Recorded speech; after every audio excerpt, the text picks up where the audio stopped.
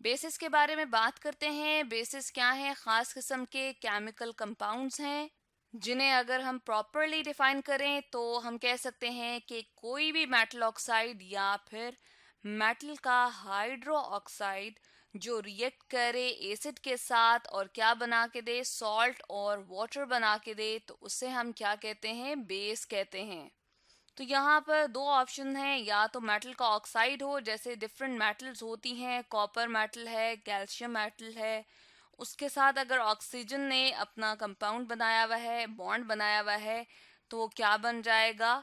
Metal oxide. तो यहाँ पर मेटल ऑक्साइड हम ले आए हैं। Calcium oxide number 1, number 2 zinc oxide, number 3 magnesium oxide. तो ये सारे क्या हैं? ये बेसिस हैं। इसके साथ ही मेटल हाइड्रोक्साइड ले आए हैं। नंबर 1 है सोडियम हाइड्रोक्साइड, NaOH लिखा है इसका फॉर्मूला। नंबर 2 है KOH। नंबर 3 पे हमने कैल्शियम हाइड्रोक्साइड लिखा है, इसका फॉर्मूला हमने लिखा है CaOH होल ट्वाइस। यहाँ पर कुछ खसूसियात अगर लिखते चलें कि बेसिस की खसूसियात क्या हैं। स्लिपरी होती हैं, कड़वा टेस्ट होता है, बिटर होती हैं। इसके अलावा इनकी पीएच अगर देखी जाए तो पीएच स्केल पे इनकी पीएच 7 से ज़्यादा होती है। तो ऐसी बेस जो वाटर में सॉलेबल होती हैं उनको अल्कलाई कहते हैं। और यहाँ पर हमने एक वेन डायग्राम दिखाई है अल्कलाई और बेस के लिए। बेस हमारे पास हम देख रहे हैं कि तमाम बेसेस जो हैं वो अल्कलाय नहीं होती, जबकि तमाम अल्कलाय जो हैं वो बेस हो सकती हैं। एग्जाम्पल के तौर पे यहाँ पे हमने देख लिया है कि magnesium hydroxide water soluble base नहीं है, इसलिए हमने इसको इस वाले सर्कल में लिखा है इस वेन डायग्राम के अंदर। ये मैथमेटिक्स में ख़ास किस्म की डायग्राम इस्तेमाल की जाती हैं किसी भी दो चीज़ों का ताल्लुक जाहिर करने के लिए। तो मैग्नीशियम हाइड्रोक्साइड यहाँ देख रहे हैं कि वो वाटर सॉलेबल बेस नहीं है। जिंक ऑक्साइड को देख रहे हैं कि ये भी वाटर सॉलेबल बेस नहीं है, इसलिए इसको हमने यहाँ सिर्फ बेस में ही लिखा है, ये अल्कलाई नहीं है। आयरन ऑक्साइड को देख रहे हैं कि यहाँ पर लिखा गया है, इसलिए क्योंकि ये वाटर सॉलेबल बेस नहीं है। CuO क्यूप्रिक ऑक्साइड, इसकी हमने यहाँ ऑक्सीडेशन स्टेट मेंशन कर दी है, क्योंकि ऑक्सीजन की -2 ऑक्सीडेशन स्टेट होती है।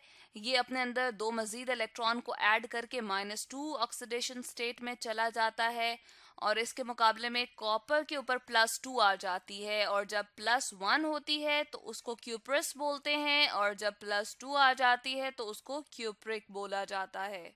तो क्यूप्रिक ऑक्साइड भी वाटर सॉलेबल बेस नहीं है, जबकि NaOH और KOH इसको देखा जाए तो ये दोनों वाटर सॉलेबल बेस हैं, लिहाजा ये अल्कलाई हैं।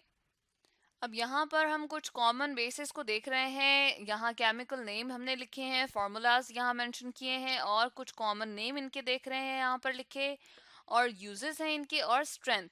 कुछ हमारे पास जो बेसिस हैं वो बहुत स्ट्रांग होती हैं, यानी कि वो फुली आयनाइज्ड हो जाती हैं, यानी कि जो इनका हम देख रहे हैं यहाँ पर पूरा प्रॉपर कंपाउंड ये क्या होता है? डिसोसिएट होता है और आयंस में कन्वर्ट हो जाता है, तो इसे हम कहते हैं फुली आयनाइज्ड। जबकि ये वीक जो बेसिस हैं इनके बारे में ये है कि ये पार्शली आयनाइज्ड होती हैं, ये प्रॉपरली अपने आयंस में कन्वर्ट नहीं होती, यानी कि 100% आयनाइजेशन नहीं होती, जितने हम मॉलिक्यूल्स लें और उतने ही वो आयंस में कन्वर्ट होते हो जाएं, ऐसा नहीं होता। तो केमिकल नेम हम देख रहे हैं, सोडियम हाइड्रोक्साइड नंबर 1 हमने लिखा हुआ है। फर्स्ट कॉमन बेस है NaOH, इसका फॉर्मूला है। इसको लाई कॉस्टिक सोडा भी कहा जाता है, लाई भी कहा जाता है और कास्टिक सोडा भी कहा जाता है। और ये यूज़ होता है साबुन बनाने के लिए, सोप इंडस्ट्री में, प्लास्टिक वगैरह हम इस्तेमाल करते हैं, और पेट्रोल की रिफाइनिंग के लिए उसको खालिज करने के लिए इस्तेमाल होता है, और ये स्ट्रॉन्ग है। पोटाशियम हाइड्रोक्साइड हमारे पास सेकेंड कॉमन बेस है, इसका फॉर्मूला है KOH। कास्टिक पोटाश इसको कहा जाता है। सोप कॉटन इंडस्ट्री यानी कि कपड़े की इंडस्ट्री में और इलेक्ट्रोप्लेटिंग की इंडस्ट्री में इस्तेमाल होता है। इलेक्ट्रिसिटी को यूज करते हुए एक धात को दूसरी धात के ऊपर जो है वो चढ़ाया जाता है, तो उसको इलेक्ट्रोप्लेटिंग कहते हैं, और ये स्ट्रॉन्ग है।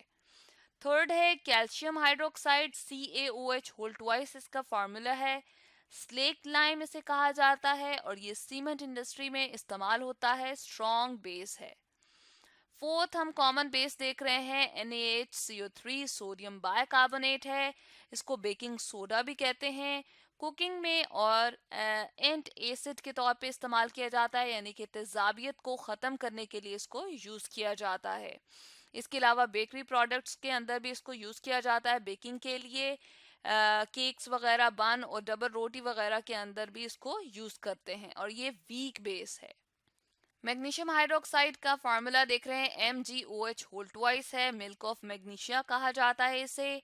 और ये भी एंट एसिड है, यानी कि तेजाबियत को ख़त्म करने के लिए यूज़ किया जाता है और ये वीक है, यानी वीक बेस है। अमोनियम हाइड्रोक्साइड NH4OH फार्मूला है। चलें इसकी नंबरिंग हम यहाँ लिखते चले जाते हैं। फिफ्थ और ये सिक्स्थ हम देख रहे हैं। और अमोनिया भी समटाइम्स एक्वस फॉर्म में अगर यूज़ करें तो अमोनियम हाइड्रोक्साइड में कन्वर्ट हो जाता है। इसको अमोनिया वाटर कहते हैं। डिटर्जेंट यानी कि सर्फ वगैरह बनाने के लिए, फर्टिलाइजर्स, खादें, एक्सप्लोजिव्स, धमाका खेज मवाद और फाइबर्स इंडस्ट्री के अंदर यानी कि कपड़े की सनत के अंदर इसको यूज़ करते हैं और ये वीक बेस है। अब इनकी अगर आयनाइजेशन देखें कि ये किस तरह से आइंस में कन्वर्ट होता है, जब इनका एक्वस सोल्यूशन बनाया जाता है यानी कि वाटर के अंदर डिसॉल्व करके इनका सोल्यूशन बनाया जाता है, तो sodium hydroxide Na positive aqueous आइन में कन्वर्ट हो जाते हैं और हाइड्रोक्साइड आइंस एक्वस फॉर्म में जो है वो मौजूद होते हैं। पोटाशियम हाइड्रोक्साइड के केस में भी सेम इसी तरह से है कि पॉजिटिव एक्वस और हाइड्रोक्साइड एक्वस जो है वो आइंस बन जाते हैं। कैल्शियम हाइड्रोक्साइड के केस में हम देख रहे हैं कि Ca2 प्लस या +2 एक्वासाइन बनते हैं। इसकी ऑक्सीडेशन स्टेट +2 है, यानी कि 2 इलेक्ट्रॉन लूज करता है, खो देता है तो +2 चार्ज आता है। और यहाँ पर 2 OH थे तो 2 हाइड्रोक्सिल आइंस बन जाएंगे। इसके बाद सोडियम बाइकार्बोनेट को देख रहे हैं तो सोडियम एक्वस सोल्यूशन में आइंस जनरेट हो जाएंगे और बाइकार्बोनेट यहाँ पर आइन बन जाएगा HCO3 -1 एक्वस सोल्यूशन के अंदर। मैग्नीशियम हाइड्रोक्साइड के केस में Mg+2 एक्वस सोल्यूशन में आइंस बनेंगे। इसके साथ साथ 2 हाइड्रोक्सिल आइन जो है वो बनेंगे एक्वस सोल्यूशन के अंदर। अमोनियम हाइड्रोक्साइड के केस में अमोनियम आइन बनेगा और हाइड्रोक्साइड आइन जो है वो यहाँ पर एक्वस सोल्यूशन के अंदर फॉर्म होगा। अब इन्हीं बेसिस के हम कुछ रिएक्शन देख लेते हैं एसिड्स के साथ। तो फर्स्ट हम रिएक्शन देख रहे हैं NaOH एक्वस फॉर्म में HCl के साथ रिएक्ट करता है तो सॉल्ट और वाटर बनता है। NaCl खाने वाला नमक है और वाटर साथ में बन रहा है। जिंक ऑक्साइड जो कि सॉलिड फॉर्म में लेते हैं H2SO4 एक्वस सोल्यूशन में AQ लिखा हुआ है, इसीलिए कि एक्वस सोल्यूशन में हम यहाँ पर ले रहे हैं, इसका सोल्यूशन ले रहे हैं और इस तरह से सॉल्ट बन जाता है। जिंक सल्फेट और वाटर साथ में बनता है। कैल्शियम ऑक्साइड जो है वो थर्ड रिएक्शन में हम देख रहे हैं कि H2SO4 एक्वस सोल्यूशन यहाँ पर लिया हुआ है और इन दोनों का रिएक्शन होता है तो कैल्शियम सल्फेट बनता है और वाटर बनता है। फोर्थ रिएक्शन में KOH यानी कि पोटाशियम हाइड्रोक्साइड HCl से रिएक्ट करके सॉल्ट एंड वाटर बनाता है। तो ओवरऑल अगर देखें तो बेसिस क्या करते हैं, एसिड्स के साथ रिएक्ट करके सॉल्ट और वाटर बनाते हैं। तो आज हमने डिस्कस किया बेसिस के बारे में।